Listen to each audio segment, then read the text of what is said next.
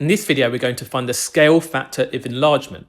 And what I mean is that if we have this shape being enlarged, made larger to get this shape, then we need to work out how many times bigger it is. So when it says the scale factor of enlargement, it means you want to find out how many times bigger is the shape.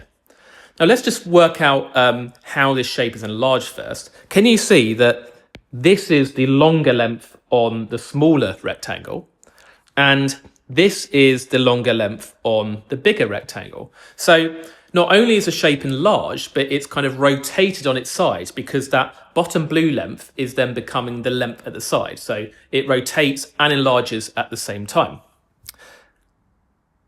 So we want to work out how many times bigger it is. So we can just compare these two longer lengths of each rectangle. So from the 6 to the 16.8, how many times bigger is that becoming?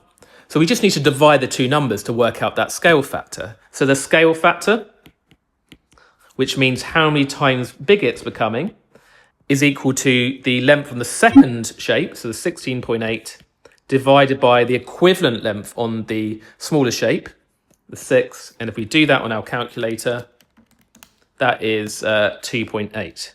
So therefore, this rectangle must be getting 2.8 times bigger because the longest length on the smaller rectangle is becoming 2.8 times bigger to become the longer length on the larger rectangle. So that scale factor is 2.8. We could also check that with the other lengths. Can you see, look, this shorter length of 4 and this shorter length of 11.2, they're comparable lengths because they're the shorter length of each of the rectangle.